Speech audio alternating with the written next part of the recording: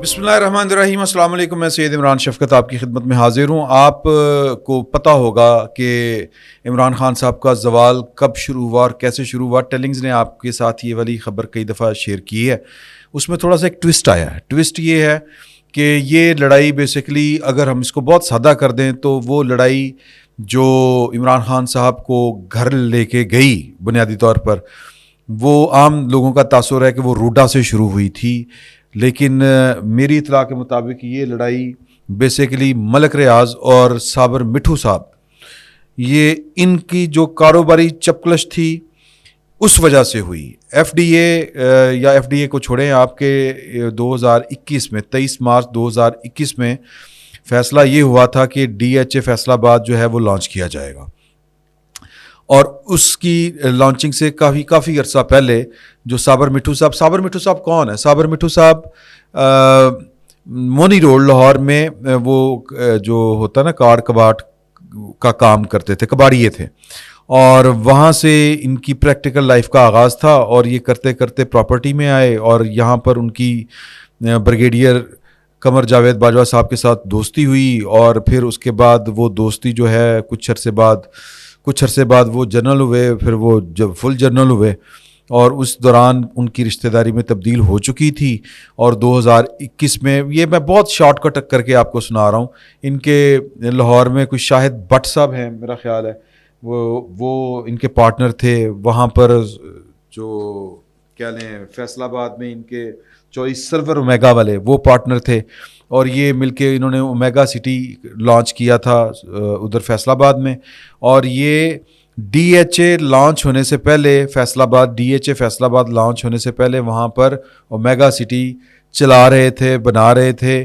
اور عام تاثر یہ تھا کہ یہ انہوں نے جہاں وہ جو زمینیں خریدی ہوئی ہیں یہ ڈی ایچ اے کو فروخت کریں گے, اور ظاہر ہے کہ وہ پھر اربوں روپے تو اسی طرح ہی پاکستان جیسے ملک میں آتے ہیں جہاں پر پراپرٹی کا یا ریئل اسٹیٹ کا بزنس جو ہے وہ بن چکا ہوا ہو, ایک آپ کہہ لیں کہ ایک صنعت کا درجہ اختیار کر چکا ہو. دنیا میں ویسے کم ہوتا ہے, اور اکانومی پاکستان کی بیٹھنے کی وجہ ایک یہ بھی قرار دی جاتی ہے. اللہ بہتر جانتا, میں کوئی اکانومسٹ نہیں ہوں, عام لوگ یہ کہتے ہیں کہ اس میں جو متوسط طبقے والا ہوتا ہے اس کی رینج سے چیزیں باہر نکلنا شروع ہو جاتی. ٹیکنیکل بات ہے, میں اس میں نہیں جانا چاہتا, میں آپ کو تھوڑا سا بتانا یہ چاہ رہا ہوں کہ لڑائی شروع کہاں سے ہوئی تھی اور معاملات گڑبڑ کہاں سے ہوئے تھے. یہاں سے شروع ہوئے تھے, فیصل آباد سے, ڈی ایچ اے فیصل آباد سے.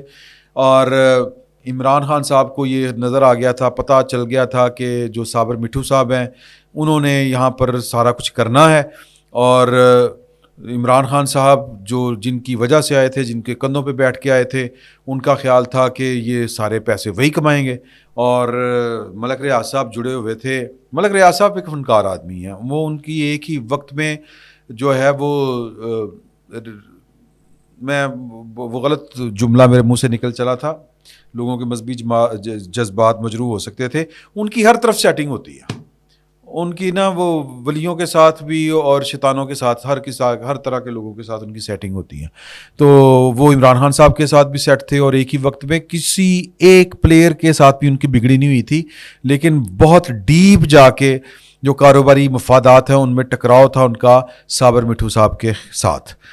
تو عمران خان صاحب جو ہے وہ ملک ریاض صاحب کے ذریعے انہوں نے جو پیسہ بنایا ہے وہ تو کسی سے ڈھکی چھپی بات ہی نہیں ہے. وہ القادر ٹرسٹ, اس کو القادر ٹرسٹ نہیں کہنا چاہیے, اس کو عمران خان اینڈ پنکی پیرنی کیس کہنا چاہیے, یا کوئی اور نام رکھ لینا چاہیے. جب ہم القادر ٹرسٹ کہتے ہیں تو پھر عمران خان صاحب کا جو گھنونا کردار ہے وہ ذرا پیچھے ہو جاتا ہے, چھپ جاتا ہے.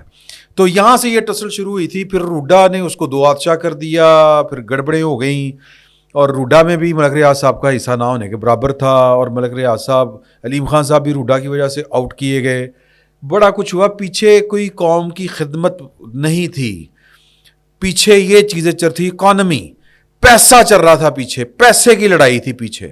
یہ جو کہہ رہے ہیں نا کہ عمران خان صاحب امریکہ سے آزادی دلانے کے چکروں میں تھے, وہ پائن وہ اپنی غربت سے آزادی حاصل کرنے کے چکروں میں تھے. ویسے تو غریب آدمی وہ نہیں تھے, لیکن مال پانی, روکڑا problem is the main problem. یہ میں نے کئی دفعہ آپ کو بات بتائی ہے. تو یہ والی لڑائی تھی. اب معاملہ یہ ہے کہ میں جو آپ سے گزارش کرنا چاہتا ہوں کہ اصل کھیل کیا ہے, کہ صابر مٹھو صاحب کو کچھ دن پہلے دو کام ہوئے تھے. ایک ہوا تھا کہ صابر مٹھو صاحب کو ایف آئی اے کی طرف سے نوٹس جاری ہوئے تھے. ایک کام ہوا تھا کہ اسلام آباد ہائی کورٹ میں ایک درخواست دائر کی گئی تھی کہ جاوید چودھری اور شاہد معطلہ صاحب نے کوئی انٹرویو چھاپے ہیں قمر جاوید باجوہ صاحب کے, اور قمر جاوید باجوہ صاحب نے وہ دیے ہیں کہ نہیں دیے, انہوں نے بڑی غیر ذمہ داری کے ساتھ چھاپے ہیں, تو وہ پتہ کروایا جائے کہ یہ کیا تھا. اب عدالت کی طرف سے نوٹس جائے گا, وکیل آئیں گے, وہ کہیں گے کہ جی باجوہ صاحب نے کہا تھا. باجوہ صاحب کا وکیل آ کے کہہ دے گا کہ ایسی تو کوئی گل ہی نہیں کی تھی, بلکہ ہم تو ہرجانے کا کیس کرنے لگے ہیں.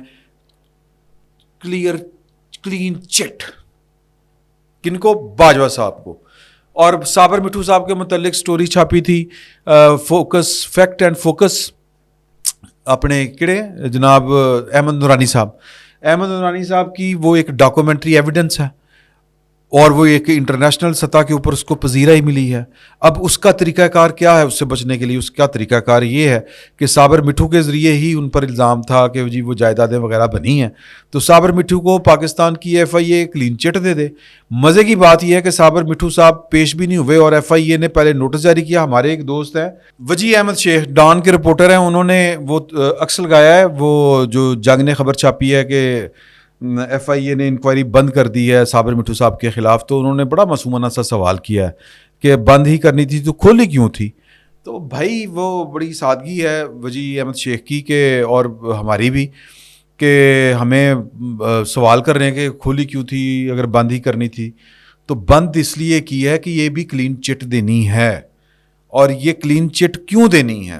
یہ قمر جاوید باجوہ صاحب کو کلین چٹ دینی ہے, اور یہ کلین چٹ دینی ہے نواز شریف صاحب کے خوف کی وجہ سے. اور نواز شریف صاحب کا خوف کیا ہے؟ دیکھیں, باتیں کرنی چاہیے بڑی سادہ, بڑی سمپل اور دو ٹوک. اس وقت پاکستان کی سیکیورٹی اسٹیبلشمنٹ کے پاس شاید کوئی اور چوائس نہیں ہے. اگر وہ چاہے بھی راستہ روکنا تو شاید روک سکے نواز شریف صاحب کا, لیکن نواز شریف صاحب اگر کھڑے ہو گئے, اسٹینڈ لے گئے کہ جی کہ اوکے ٹھیک ہے اینجے تو پھر اینجی سے, تو پھر میرا خیال ہے کہ پاکستان کی اسٹیبلشمنٹ کے پاس اب کوئی چوائس باقی نہیں بچی. اگر کوئی چوائس ہے تو دو سیاسی جماعتیں ہیں بڑی, پاکستان مسلم لیگ نون اور پاکستان پیپلز پارٹی. اور اس میں بھی پاکستان مسلم لیگ نون میں بھی نواز شریف صاحب جو ہیں, ان کے علاوہ ایک دو اور چوائسیز ہیں, مثال کے طور کے اوپر شہباز شریف صاحب دی بیسٹ. وہ بھی اسی صورت میں ہے کہ جب نواز شریف صاحب اس کے سر کے اوپر ہاتھ رکھیں گے جس طرح پہلے رکھا تھا. ادروائز تو نواز شریف اور نواز شریف اور نواز شریف, تیسرا اور کوئی نام نہیں ہے. تو لہٰذا نظر یہ آ رہا ہے کہ اگر وہ جو انڈرسٹینڈنگ ہے, اگر وہ کام نہ کر گئی انڈرسٹینڈنگ وہ والی, اگر وہ انڈرسٹینڈنگ نہ چل سکی کہ میاں صاحب اب آپ چلنے دیں اور جب الیکشن ہوں گے تو پھر اس کے بعد شہباز شریف کو یا جس کو آپ کہیں گے بنا دیں گے. اصل میں آپ کے اوپر جو ہے وہ ٹرسٹ اس طرح اس لیول کا نہیں ہے. لوگوں کا یہ خیال ہے کہ آپ واپس آتے ہیں, جب بھی اقتدار میں واپس آتے ہیں تو آپ وہی 1993 والا میں ڈکٹیشن نہیں لوں گا, اسی فارمولے کے اوپر واپس چلے جاتے ہیں. تو نواز شریف صاحب بدلے ہیں یا نہیں بدلے؟ نواز شریف صاحب مصالحت کاری کی طرف بڑھ چکے ہیں یا نہیں بڑھ چکے؟ لیکن مکمل 100% اعتبار تو نہیں کیا جا سکتا. تو اس کے لیے یہ ضروری ہے کہ یہ دو ویک پوائنٹس ہیں, یہ ننگی تلواریں ہیں جنرل قمر جاوید باجوہ صاحب کے خلاف. جب بھی اگر موقع ملا تو نواز شریف صاحب نے اگر یہ تلوار ان دونوں میں سے کوئی ایک بھی تلوار اٹھا لی تو پھر کیا بنے گا؟ پھر وہی خارے مغیرہ وہی پاؤں ہوں گے ہیں جی. تو اس سے بچنے کے لیے پاکستان, مجھے یہ لگتا ہے اور نظر بھی آ رہا ہے, ابھی تو صابر مٹھو صاحب کو کلین چٹ ملی ہے, اور پھر جب وہ کلین چٹ ملے گی تو مقدمہ کیا درج ہوگا, کس بیس کے اوپر ہوگا؟ کوئی بیس نہیں ہوگی. یعنی کرپشن والا معاملہ بھی ختم, اور آئین کی خلاف ورزی, حلف کی خلاف ورزی والا معاملہ آئندہ چند روز میں بذریعہ عدالت وہ بھی ختم. تو یہ نواز شریف کا خوف ہے یا پھر کوئی کسی کی مجبوری ہے کہ باجوہ صاحب کو بچانا ہے. اور ظاہر ہے کہ ہم بار بار یہ والی بات کرتے ہیں کہ پاکستان میں کوئی انقلاب نہیں آیا. پاکستان میں جن لوگوں کا, افراد کا, اداروں کا جو بھرم اور جو گرفت ہے وہ ہے, جو ان کی طاقت ہے وہ ہے. تو جب تک حالات یکسر تبدیل نہیں ہوتے, جس کی امید بڑی کم ہے, اور وہ کیا کہتے ہیں, خواجہ آصف صاحب کو تو بدلتے ہوئے حالات نظر آتے ہیں, لیکن شرط یہ ہے کہ سارے آن بورڈ ہوں تو پھر حالات بدلیں گے. تو جب تک یہ حالات نہیں بدلتے, جب تک سارے آن بورڈ نہیں ہوتے, تو تب تک تو جناب اسی طرح گزارا کرنا پڑے گا. تو یہ ایک آپ سمجھیں کہ جنرل قمر جاوید باجوہ صاحب کو بیسکلی نواز شریف صاحب سے بچانے کی صحیح کی جا رہی ہے. یہ کوشش ہے اور میرا خیال ہے کہ یہ کوشش کامیاب رہے گی, لیکن حالات بدل جائیں, وقت کی ستم ظریفی بڑھ جائے تو پھر اس طرح کی کوششیں جو ہوتی ہیں وہ کارگر ثابت نہیں ہوتی, وہ دھری کی دھری رہ جاتی ہیں. یہ آنے والا وقت بتائے گا کہ باجوہ صاحب کو پناہ رہتی ہے یا پھر باجوہ صاحب بھی آگے آگے اور باقی قوم پیچھے پیچھے. یہ آنے والا وقت بتائے گا. دوسری جو ڈیولپمنٹ ہے وہ میں آپ کے ساتھ شیئر کرنا چاہ رہا ہوں کہ اس وقت کل آپ کو پتہ ہے کہ سپریم جوڈیشل کونسل نے جو ہیں مظاہر علی اکبر نقوی صاحب ان کو اظہار وجوہ کے نوٹس جاری کر دیے ہیں. 14 دنوں کے اندر ان کا جواب دینا ہے. کل سے جو تھے نا پروجیکٹ عمران خان والے سارے کے سارے ان کے پیٹوں میں مروڑ اٹھ رہے ہیں اور جناب وہ سٹینڈ تے مضبوط رہیں تے فلاں رہیں, سٹینڈ ود جسٹس نقوی, یہ جناب ٹویٹس چل رہے ہیں. اور ساتھ ہی میں کل سلمان صفدر صاحب نے جو عمران خان صاحب کے وکیل ہیں انہوں نے باہر آ کے کہا تھا کہ عمران خان صاحب کو ٹرسٹ نہیں ہے عامر فاروق صاحب کے اوپر. عامر فاروق صاحب کے اوپر کس کو ٹرسٹ ہے کس کو ٹرسٹ نہیں ہے یہ تو ایک آنے والا وقت ہی بتائے گا, یا وہ ان کے اوپر اعتماد ٹھیک ہے غلط ہے وہ ابھی موضوع گفتگو نہیں ہے. میں صرف آپ کو یہ بتانا چاہ رہا ہوں کہ جن کا شمار ہوتا ہے نا دائیں طرف والے, ان کی گنتی ہمیشہ دائیں طرف والوں کی طرف ہی ہوتی ہے, اور جو بائیں طرف والے ہوتے ہیں وہ ہمیشہ بائیں طرف والے ہوتے ہیں. بائیں طرف والے کون ہیں؟ جن کو تکلیف ہے پاکستان کے آئین سے, جن کو تکلیف ہے پاکستان میں ڈیموکریسی سے, جن کو تکلیف ہے پاکستان کے عوام کے حق حاکمیت سے, وہ سارے کے سارے بائیں طرف والے ہیں. اور جو دائیں طرف والے ہیں وہ کل بھی قاضی فائز عیسیٰ صاحب کے خلاف آنے والی جو تھی ریفرنس تھا جس سے آج صدر مملکت بھی اپنی جان چھڑا رہے ہیں, عمران خان صاحب بھی, یعنی ابن الوقت قسم کے لوگ, ابن الوقت قسم کے لوگ.